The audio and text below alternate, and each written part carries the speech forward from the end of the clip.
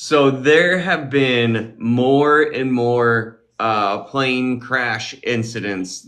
There was one, we had the ones that ran into each other. There's one that hit a bus. I just heard about one, I think you sent me the video on it. There was another one that had some sort of issue. There was a train that caught fire. There have been all types of things that are transportation related that are not Right. safe right now. Which brings back, because I'm a little older, I lived through September 11th. So Hmm. it brings back those same fears from that time period, to be honest. The hard part about this is like on September 11th, obviously that was a scary day. There was a lot going on. Honestly, the whole world was kind of affected in that. But I've talked to so many people that were in New York when that happened, and like it almost couldn't have happened at a better place because New York is a very, as much of a melting pot as it is, everybody in New York is in it together. Like there's always that feeling in New York where everybody's just all trying to make it. Unity. Yeah. Unity. They're It, unified. not everybody knows each other, but everybody is in the same struggle. And because that happened in New York, I mean, I talked to people who, as it was happening, they were trying to save people and they were cruising around. If you watch, Casey Neistat did a interview. I think it was with Colin and Samir. He did an interview where he was talking about that day and kind of what happened, and he talked a lot about there are body parts everywhere, and there's just unalive people, and there's just all this chaos. But at the same time, there were all these people that were helping each other and just trying to be there and check in on their neighbors and just everything. So that was kind of cool. The I could remember when that happened because I lived in Jersey. You could Yep. literally smell Oh yeah. from New Yeah. Jersey. That cloud was huge. You could smell like the All the burning, right. everything. And Yeah. I went there shortly after, and I went there with a few friends and we checked it out, like the scene, and you could smell death. Like you could Oh literally yeah. smell death in the air. And it was one of the worst things that I've ever, like, I will never forget that smell. And it scared me. That's one thing with all this happening. Social media is obviously a very good tool where things are kind of being reported and people can keep track of this stuff and still form that sense of community. But at the same time, I've also seen there have been in total, I want to say like nine big plane crashes, right? Recently there have been a lot of people who are sharing plane issues from like the past and all types of stuff, literally just trying to get clicks. And that's kind of the bad thing is there are those people who are trying to bring awareness, but there are also not. Also, in this day and age, you have to be very careful because there's a lot of AI generated videos Hmm. that are literally not accurate whatsoever. They're there to fearmonger people. Yeah, usually if you see something like that, go Google it, go, search something. If you haven't seen another video about this same thing, it's probably not real. That's part of the problem is people are seeing like one video and after they see that video, they're just blown it out of proportion. Just do your research. It is a very scary thing. It's going to affect, I mean, all these issues, like Marie said, it's causing people to be afraid to fly and travel and do all these things that they would normally do, which then affects the economy.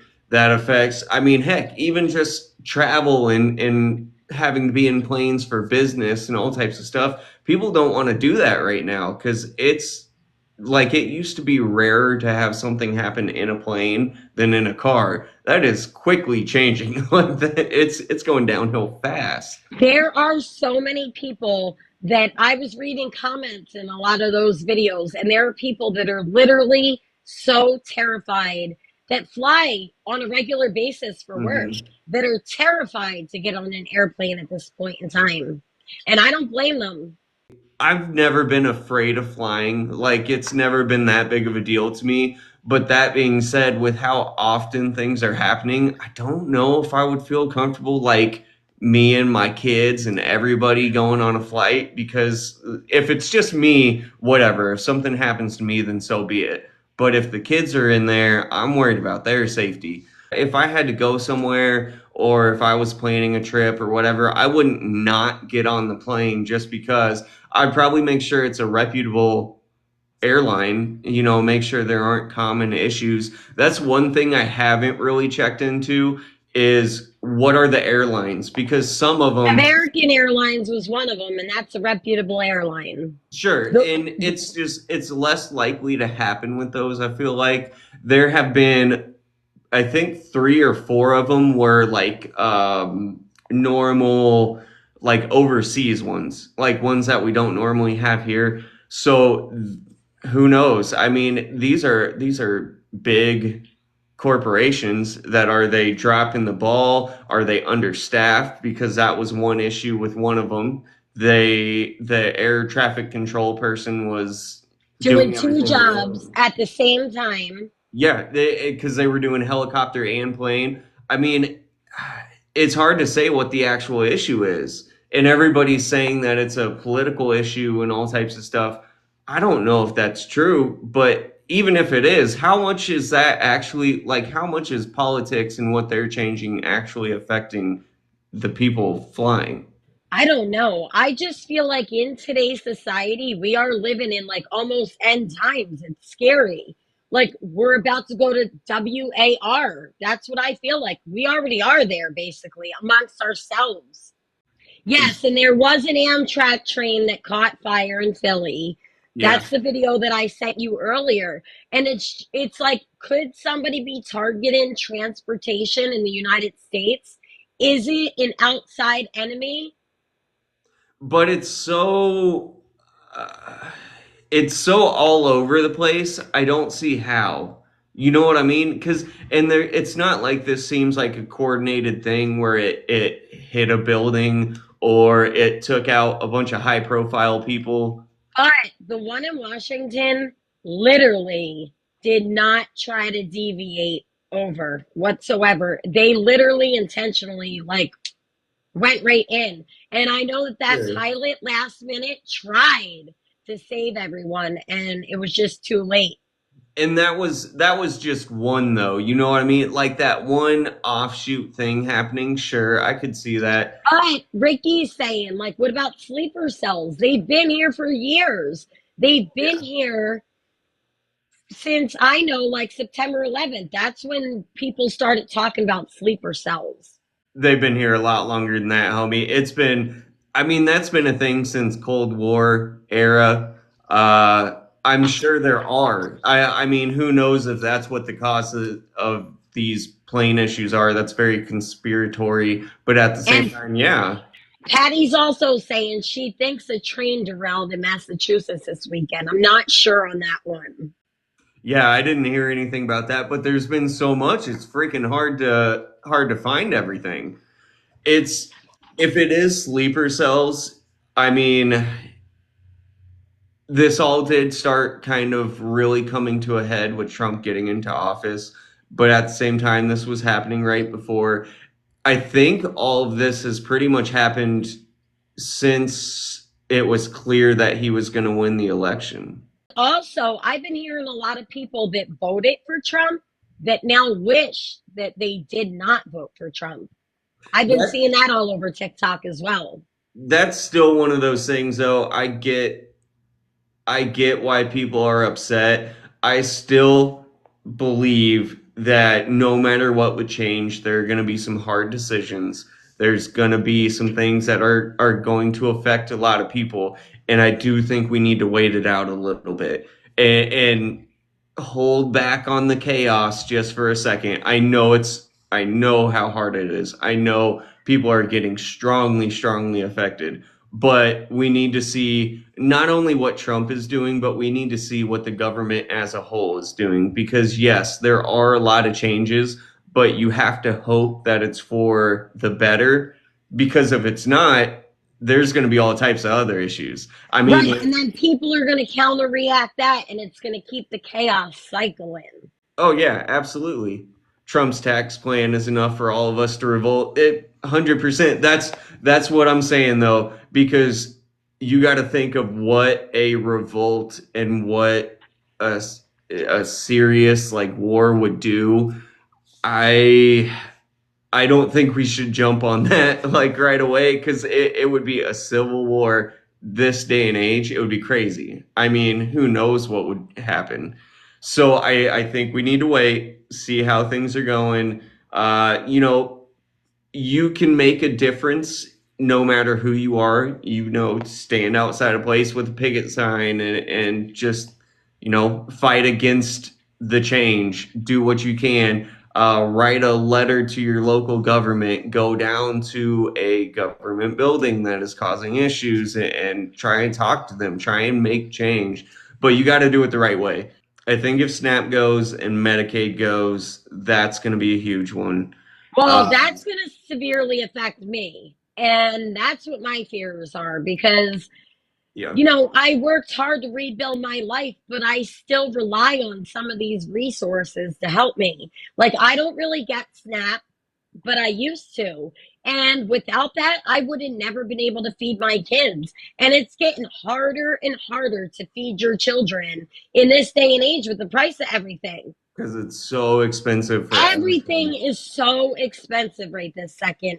And it makes it hard to be able to budget, to be able to, you know, live life and still have that extra little cushion. And that's what breaks my heart because things really changed.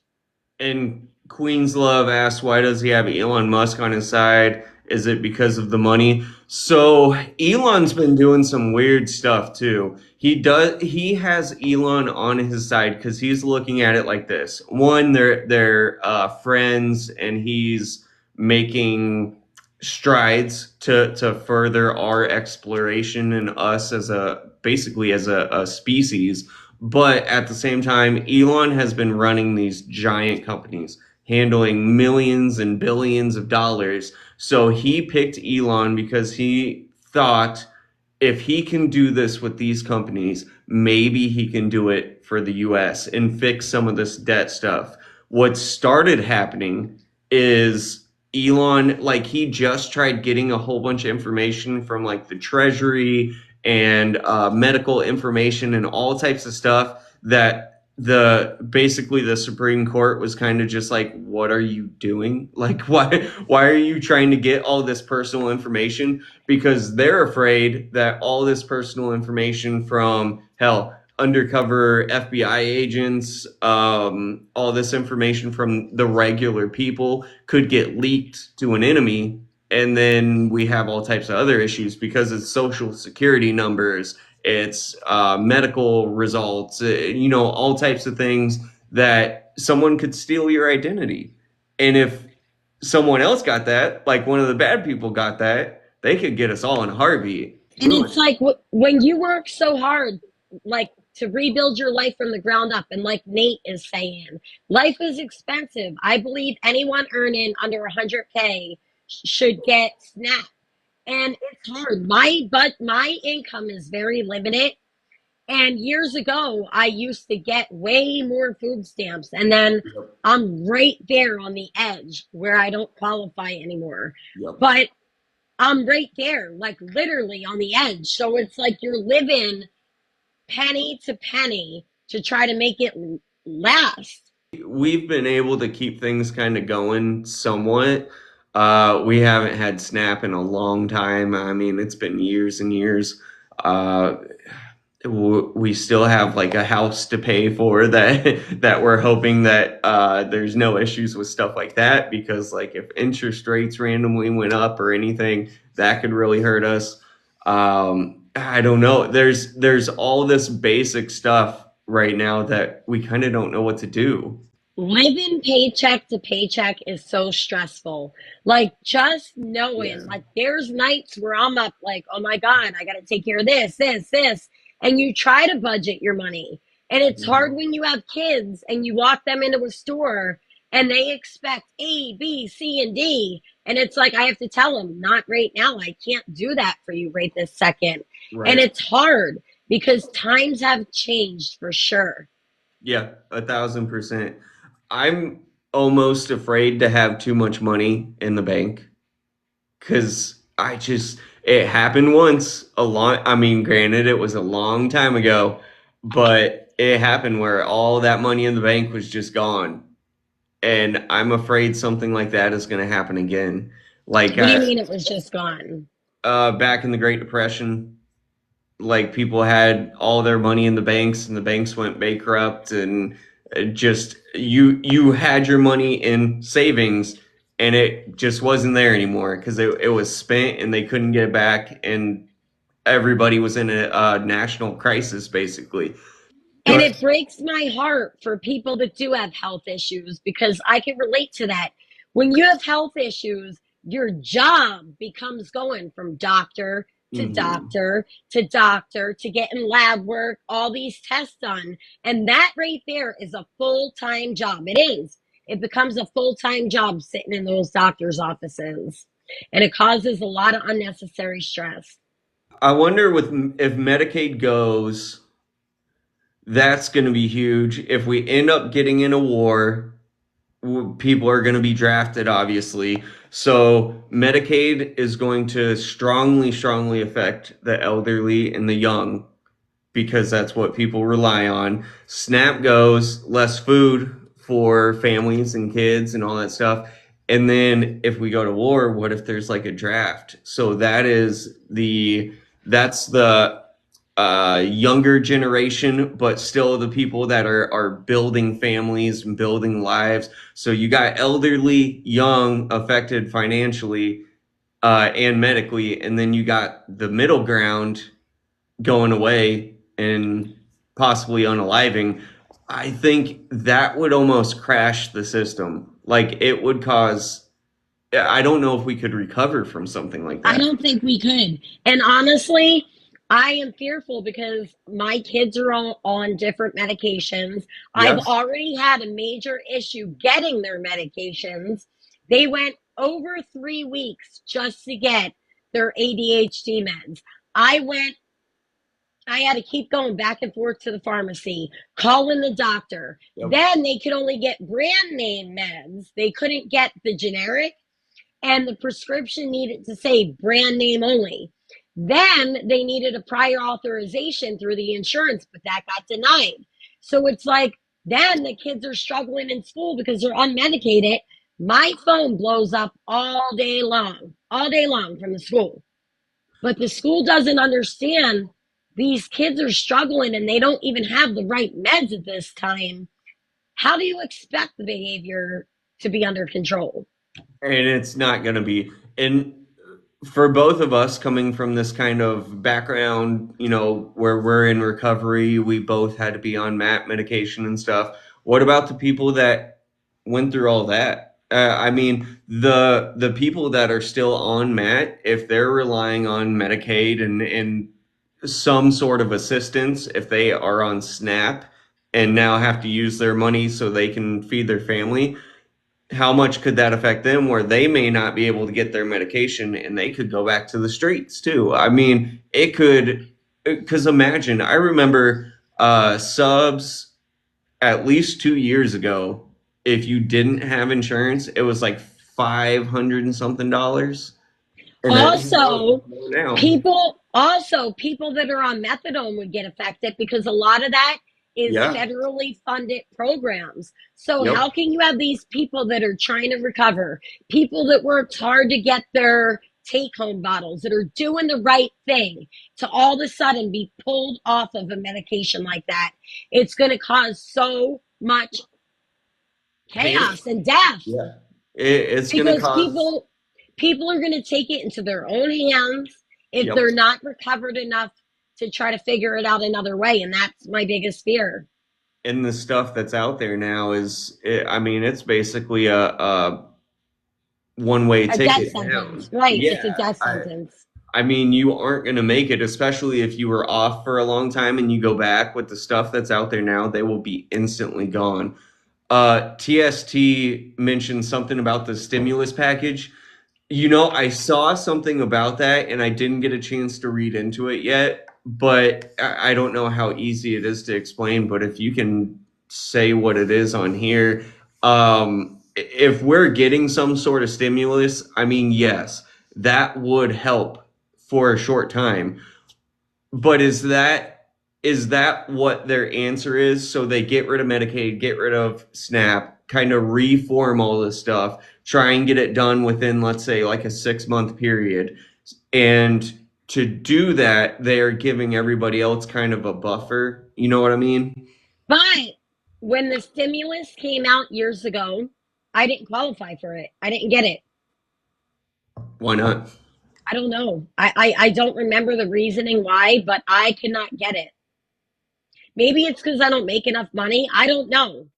No, because there were plenty of people making nothing that were getting it. I have several friends that got like hooked up and like replenished their bank accounts like big time. And I feel like I'm always in that category where I can't file taxes. I'm going to change that though this year. I am going to make sure that I make a promise to myself that I'm going to put myself out there and do something so that I can make a few extra dollars so that I do qualify for taxes and stuff like that. That's one of the reasons why we're trying to do this too, and grow it, because it could become a source of income. It could also become something that grows enough that we can actually like make this our thing. Right. So Steve is saying he didn't get it because he's on SSDI. I'm on SSDI as well. So I wonder if that's the reason why I didn't get it as well. But Could it's be. scary to think about because so many people are struggling. And it's like if they take those programs away from people that really need them, that is doing people such an injustice, especially because so many people are losing their lives Mm. because of the illicit fentanyl epidemic right now. But supposedly that's trying to be stopped too.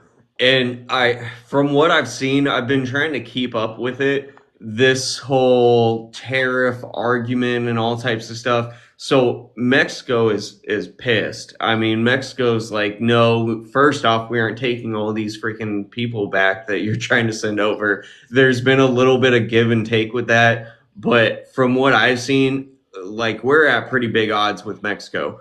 Canada, I see. This is what I don't know. Canada is having, like, their government is against us 100%, trying to make waves and cause problems, all types of stuff. But the people, from what I've talked about, like, talked to people about, they want us to do it. Like they're on our side. Not all of them, but a lot of the people are on our side and against Trudeau.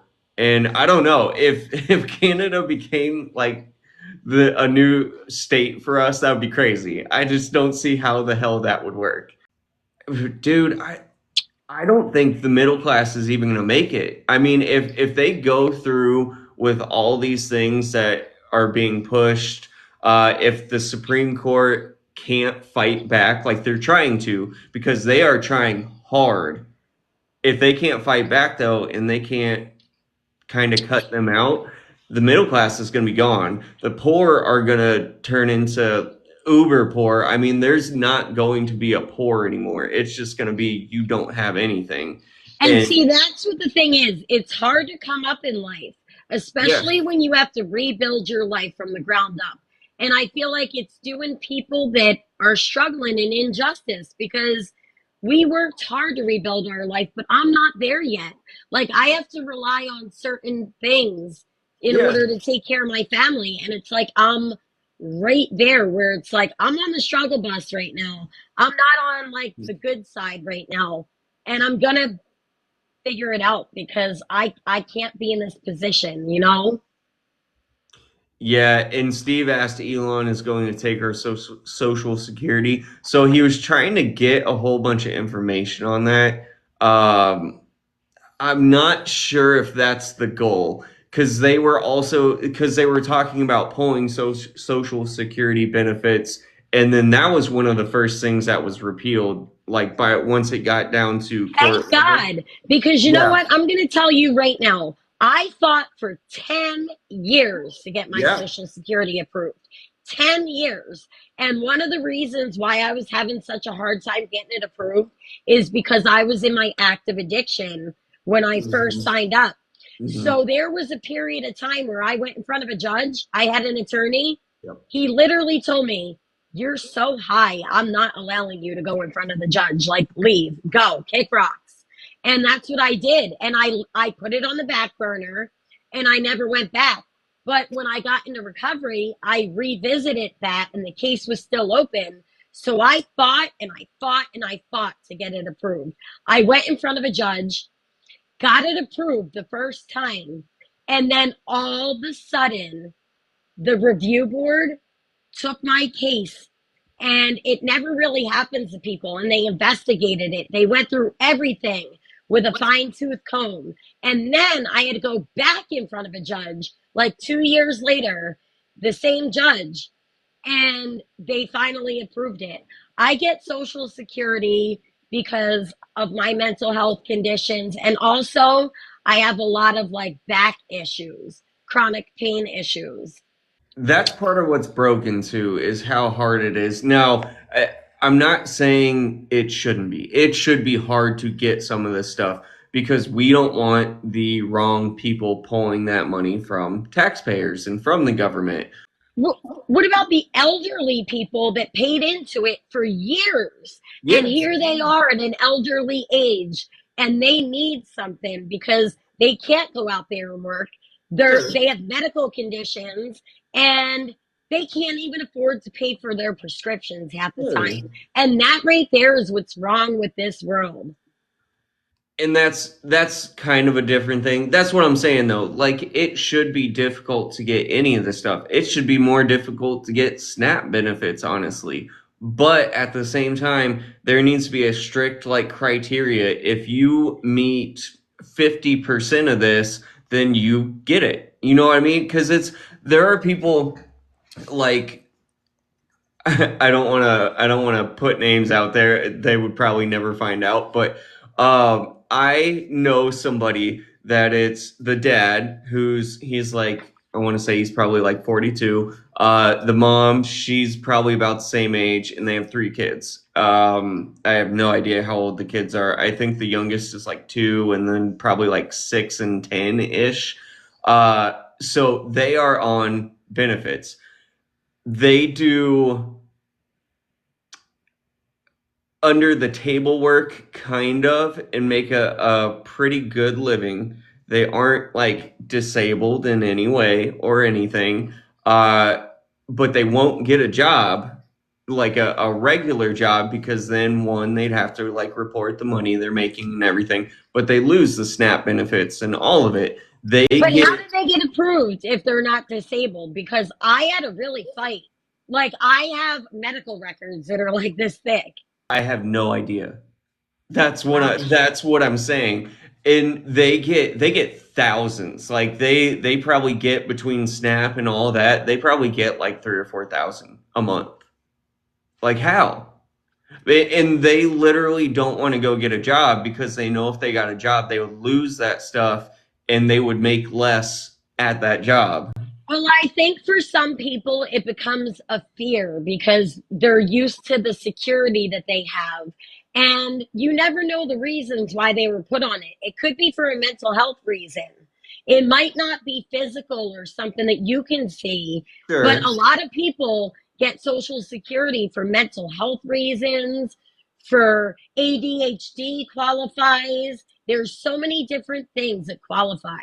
If your child has an IEP, you can get Social Security for that child. Sure. But then how are they able to do the other jobs? You know, I mean, because he'll go and do like he'll do the siding on your house, Wow. and he can. He'll do it all day. The wife does all types of stuff. Not my wife, his wife. She does all types of stuff. Like she makes like cups and tumblers and all types of nonsense, and she makes a whole bunch of money off that. It's just like, dude, I'm telling you, it's that's the type of thing though. They do not have anything wrong. I know they don't. And if they do, they are still capable enough I that understand what you mean. but that's how so many people are. There are just thousands upon thousands of people working the system like that. And that's what a lot of the problem is because think of how many thousands, shit, millions of dollars go out to those people that are working the system like that. And yes, there are a lot of people that need it. But I think that's the whole purpose of reworking everything and getting rid of it for the short term is because then they can reassess and kind of kick people off and do what they need to. Like, even with taxes. So I have a friend that doesn't work at all, that's on like benefits, but not Social Security. Every single year she comes up with like fake jobs, and Mhm. she claims all of her kids. And I'm telling you right now, I Bam. I can't even, yeah, like I can't even do that. Like I can't even file taxes. And that's why this year I am changing the trajectory of my life. I'm doing something. I have no choice at this point. One thing I do think is this maybe not right yet, but this next couple of years will be a very, very good time if you're trying to start a business, if you're, running a small business and trying to make it bigger. I think there's going to be a lot of financial opportunity kind of here and there But already. to do things like that, it takes money. And when Yeah. you're already struggling, how are you going to build a business if you don't have it? I know people that have built businesses while they had nothing and had to literally just grind. I I mean, need to come across a good like opportunity. I have a meeting with my therapist this week to discuss going back to school. It's not just my therapist. She's bringing in somebody that works at the place that I go to therapy at, and she's going to try to help me to get a job where I can help people because I feel like I do it all day long for free. And I don't have a problem doing that, like with the people I help on TikTok, but also I have to be careful on who I give my time to because sure. time is money. And if I'm just giving my time away for free all day, I need to do better for my kids. I need to do better for my family. And this is one thing that I see a lot of people doing, and I'm not saying you're doing this, but a lot of people, you kind of said it, you need something to come along.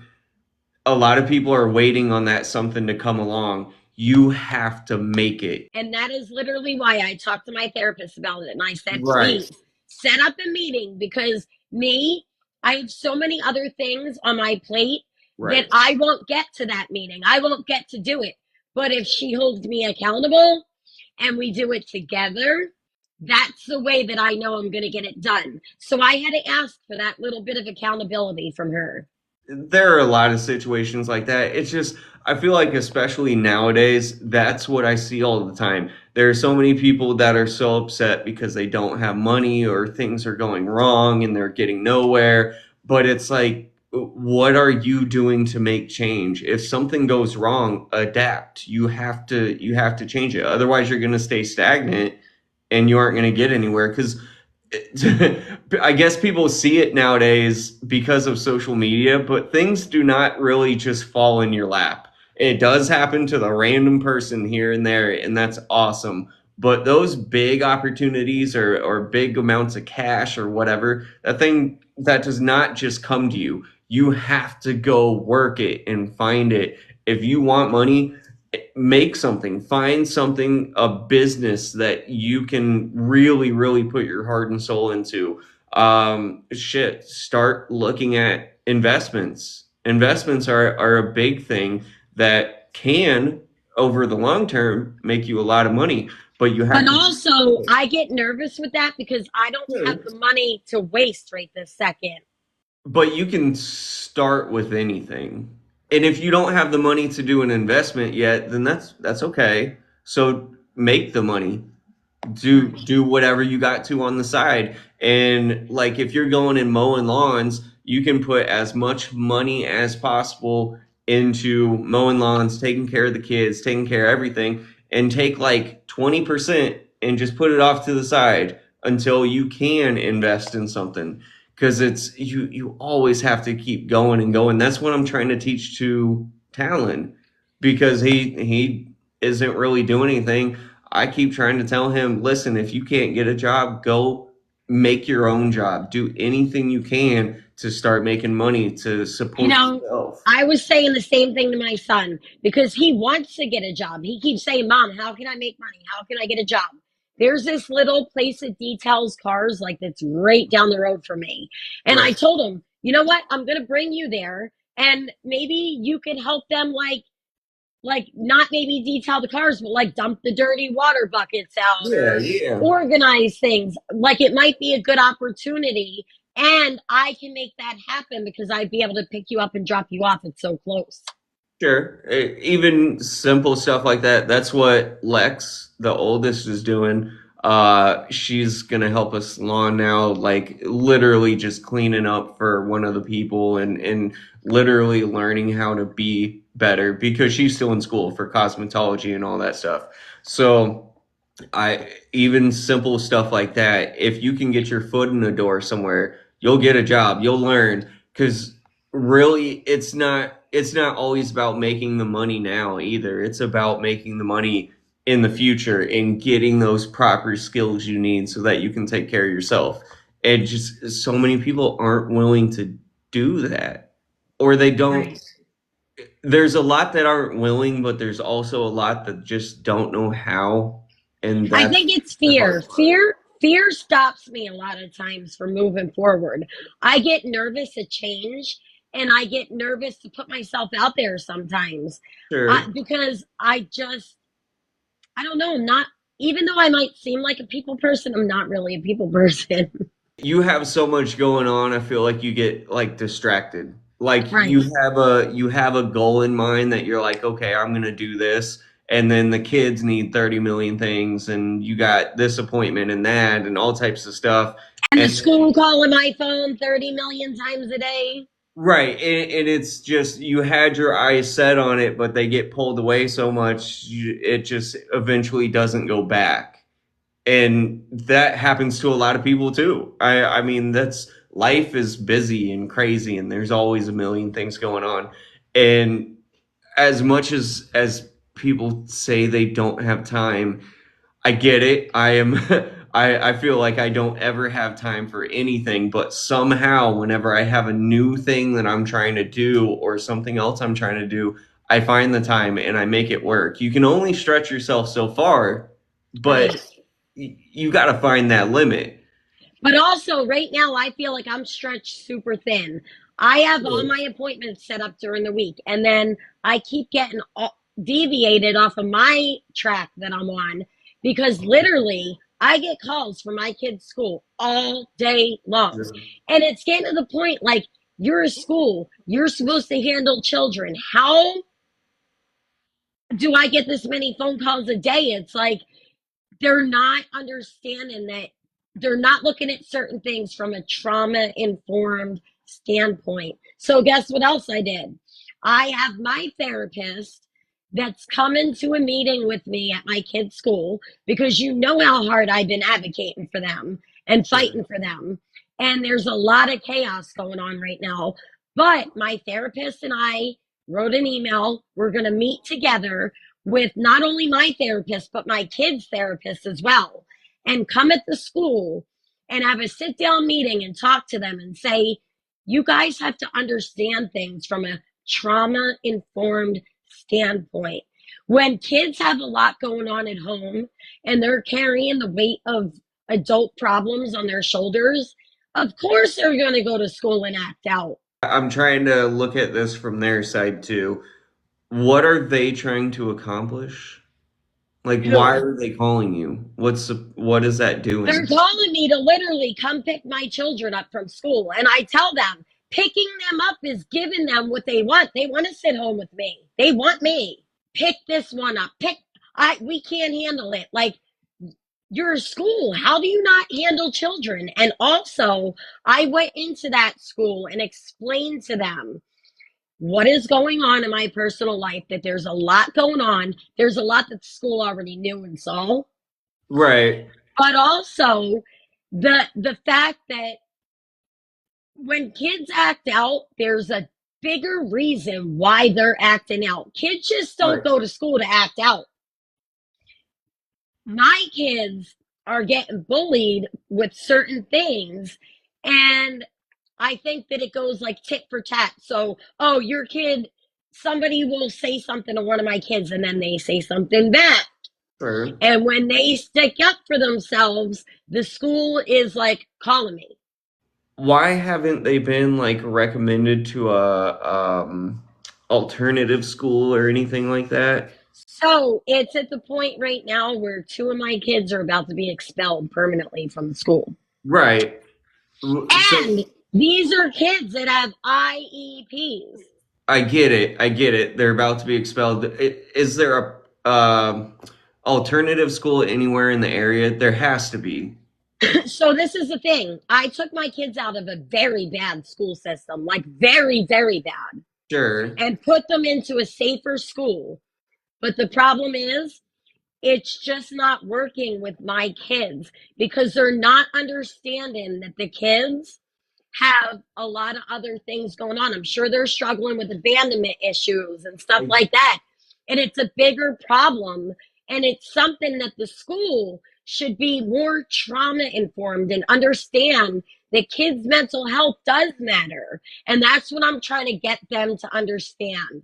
And that's why I have not only my therapist, my son's therapist, and my daughter's therapist sure. joining in the meeting to help me advocate. And my therapist went so far to get links to prove that when you look at it from a trauma informed standpoint, you need to make some changes. I get what you're saying, and just to make sure I get this, this is not what I believe. I'm trying to look at it from both sides. Why why should they be okay? If there are all these situations with bullying, so you know this has been going on for a long time, not just the bullying, but you being involved in kind of all of this happening. Why should since the kids have been a constant kind of denominator and always kind of been part of the problem, not necessarily the root of the problem, but part of it, why sacrifice all the kids that have all the other kids that have been impacted because they aren't learning now? You I know what do I mean? understand that. But the school should have a system in place Sure. where if it is like that, figure it out. Help the parent figure out a solution. So And they're how, not doing that. what have they asked you to do? They haven't asked me to do anything because they know that I'm on top of it. They know that my kids all have mental health services. They know that I have in home therapy. They know that they're all engaged with a psychiatrist and that Sure. I do. I advocate for my kids. When it comes to my kids, that is the one thing that I always will fight for, no matter what. No, and I get that. I'm But the just thing is they're not seeing it like, instead of looking at it like it's like addiction.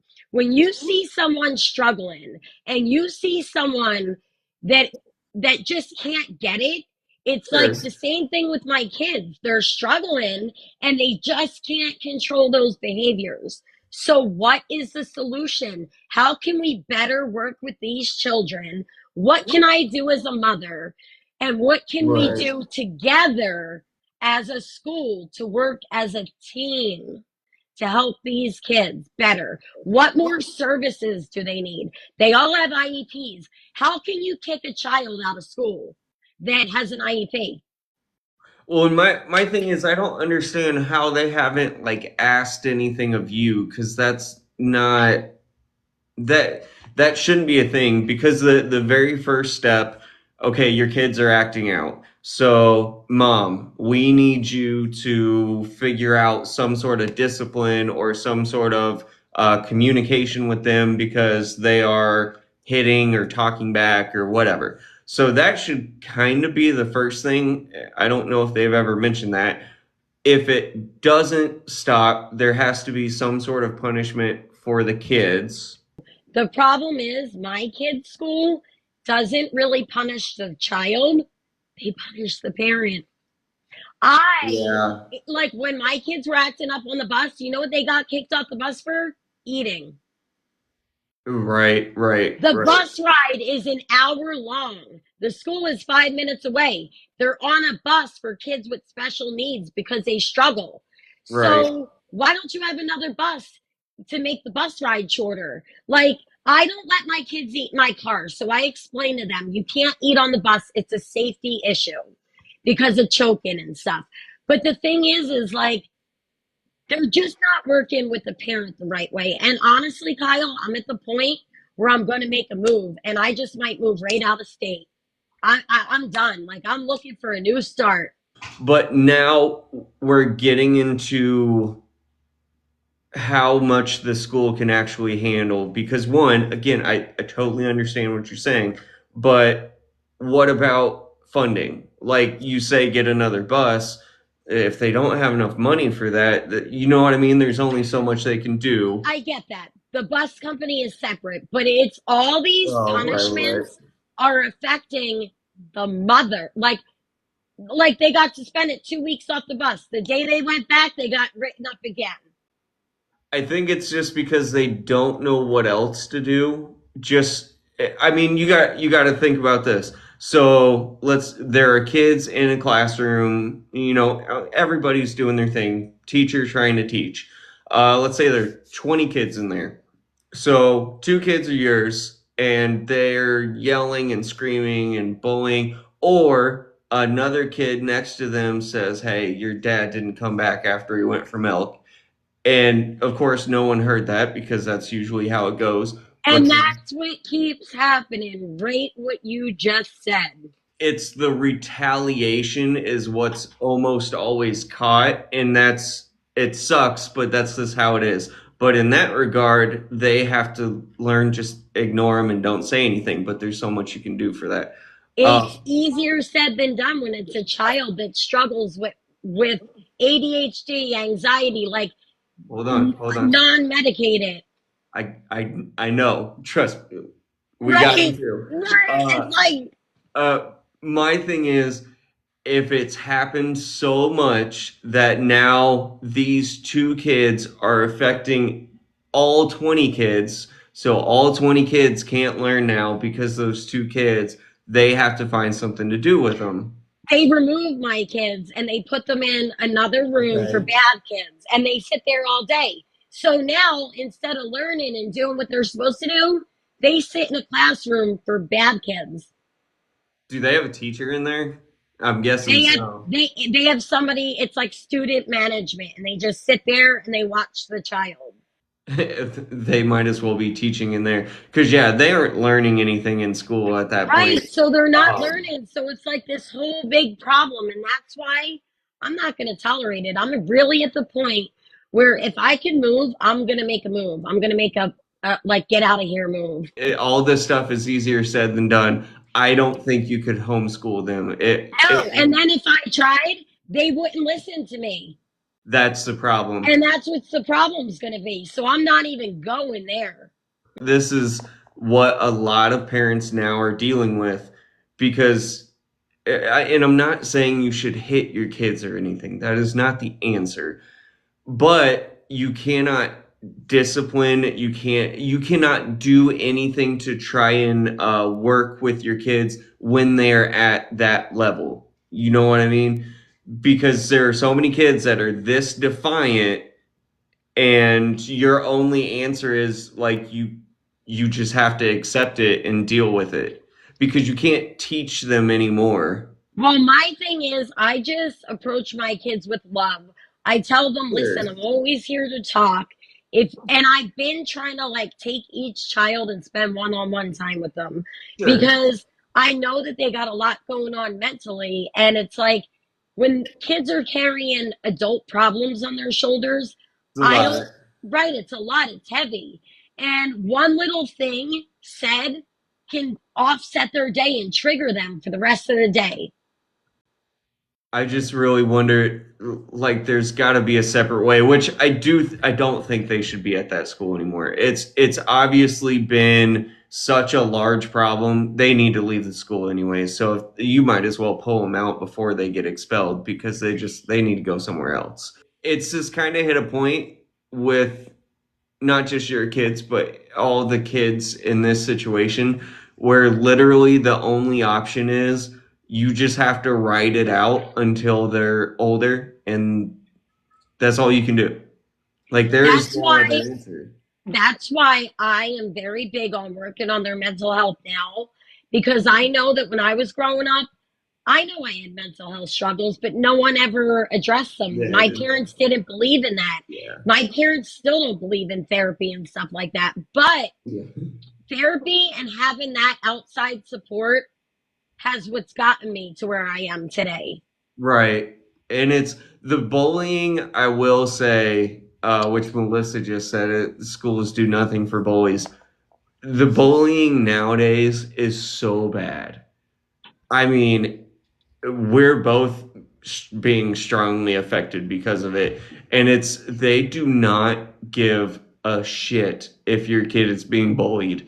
They only care about what they see because they will pick a kid who is commonly bullied and just say, okay, that kid is the problem because he's involved in all these different situations, or she's involved in all these different situations, so that kid is the common denominator, so it has to be that kid's fault. That's And usually Steffi, you're right. Like this day and age, you just can't go react. And that's like right. how it gets with me. Like sometimes the ghetto mom in me has to come out like that fight. I will fight you tooth and nail. But the thing is that bothers me, a lot of bullying with children leads to substance use disorder, Yeah. them taking their own lives because of mental health struggles. And that is why right now I will fight tooth and nail to do everything possible to make sure that that does not continue with my kids, period. At the same time, though, I want you to remember too, just because of how much friction there has been already, like just keep in mind how you're approaching it. Because I know how you are, especially whenever it comes to the kids, and I know your natural demeanor whenever you are just being yourself, not even pissed off, not even nothing. You're louder usually, and you'll get really heated into things, and you'll talk and talk, so they could also be seeing that as like, oh, she's being aggressive or something. Right. So one time I did have to go into the school and be aggressive, and I had to put my foot down so Right. that they would listen to me. And at that point, that's when I thought that they would, because I told them, could you maybe pull my kids aside? Could they see a therapist at the school, a counselor? Like when they're struggling, give them a little break for a second. Let them take a minute with a fidget. Let them take a minute outside in the hallway to take a deep breath Right. and gather their thoughts again. But and even my therapist told me, Marie, go in there not like argumentative. Go in there and say, listen, let's work together. And Right. that's what I'm trying to do right this second. It just still blows my mind. This can't be the first time they've dealt with this too. So I get maybe you going in there and saying your part and them not liking the interaction, but they still have to try and come up with a solution. And the fact that they've done nothing, like haven't given you instructions for anything, like, hey, this is the problem. They're, I don't know, poking kids. They're poking other kids. So work with them so they aren't poking other kids. Like the fact that they aren't saying anything like that, they're just kind of placing blame. That's not going to get anywhere. I feel like that's why it's continued. Because if they handle you like that, then they're doing the same thing in the school with the kids. So like whenever you come in and you freak out, they just say, "Oh, it's you and you're freaking out and you're a bad person, whatever." And the same thing is happening with kids, where the kids get in trouble because they defended themselves, and their only answer is, "No, it's all your fault. You did this wrong," and then they just shut down. I'm telling you this, the school does not like me. And it's I know. because I I had to get know. out of character one day. Like, because enough is enough. Enough is enough. And the Right. teachers should be able to handle kids from a trauma informed standpoint. And that is not what they're doing. But then we get into the whole thing of asking the teachers to be able to handle literally every single individual type of issue that someone could have. They should be well equipped, but being able to handle every single thing, it's just not realistic. Like, even my daughter, she said, like, I feel like I have no friends. I feel like everyone hates me. Like, Yeah. even the teachers will be like, oh, don't pay attention to her. She's annoying. Yeah. The teacher literally said that in front of my daughter. So she's carrying that around in her head. And the school has cameras. I went up there and said, listen, I want to see the cameras. Show me the cameras. And they won't. I want to see Well, the one, cameras. who knows if they work, but two, No, they work. They brought me into an office where they're completely constantly monitoring those children. do they have sound? They told me I don't know. That's what you They need, because if they don't have sound, then none of it's going to matter. Because that is something, if that's the case, you go, I don't really know why you haven't done it yet, honestly, but you go above the school's head to I the already school did. board. I Okay, did. okay.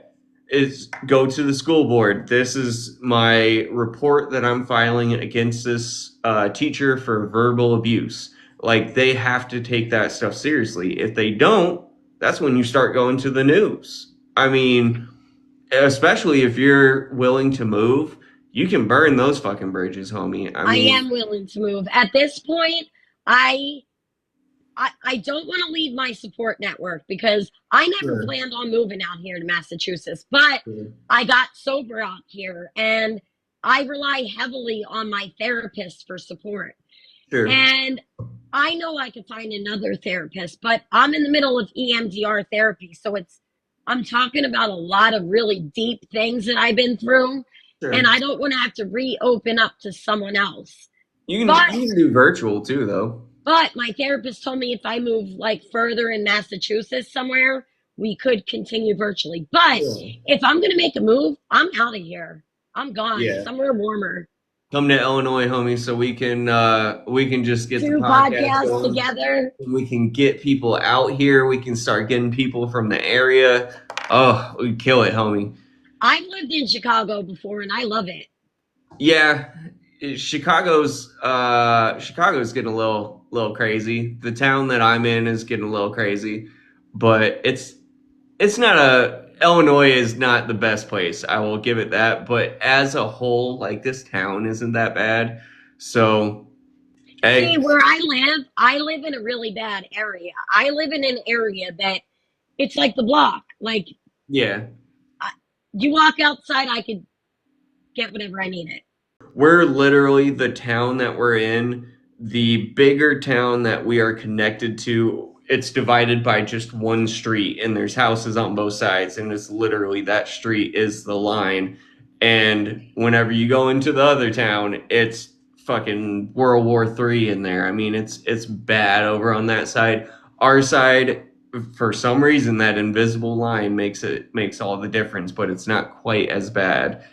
We still get a lot of people like breaking into houses and stuff. We just had uh, a 7 year old and a 43-year old or something. They just got unalived last night during a home invasion. Somebody went Wow. and unalived a 7 year old.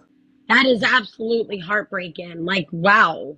It, I've been watching Ring doorbell videos oh of like, God. oh my God. And don't watch that before bed. I've been like double checking my doors, my windows, my Ring doorbell cameras to make sure that because there's so many crazy videos. If you look it up on YouTube, you will come across some of the craziest things on those videos. Like, now I double check everything. I don't want that shit. I don't want to know. It's scary. Because no one should be able to get into our house anyways. I've got it pretty secure, but if somebody got in, we would know like instantly, uh, and they would have a really bad time. I've got too many things in here; they would be screwed. But yeah, I don't know, man. The school stuff is crazy. I do think maybe if you slow down a little bit and just try, I know they're pissing you off. They're pissing me off because of everything you tell me. But if you slow down, just see what you can do, try and be extra calm with them. Um, and maybe literally ask what they want. Like, what do they want to accomplish, and what do they want you all to accomplish together? And maybe that'll lead it in a better direction. But who knows? Because now, since they're so against you, it's not going to matter. They just want you gone. So if you kind of switch it up a little bit, maybe it'll put them off their guard. Literally, when I have to go up to that school, I'm walking in there like this. I could feel the eyeballs, like, oh, here's that. Like, but you know what it is? I'm sorry. When it comes to my kids, I will be that bait. I know. It just sometimes you don't have to. I get I like know there's everybody different gets ways to like handle that. things. And that's why sometimes kindness mixed with like putting your foot down in boundaries will help the situation. Yeah, just don't let them walk all over you. That's the big thing. You can be as Right. kind as possible and do, be as calm and collected as possible. But if they start walking all over you, don't let that shit happen. And that's it. That's all we got, guys. We appreciate it. Thank you guys for taking the time to come join us today. And I hope that you enjoy the rest of your day. Heck yeah. Later, Bye, y'all. friends.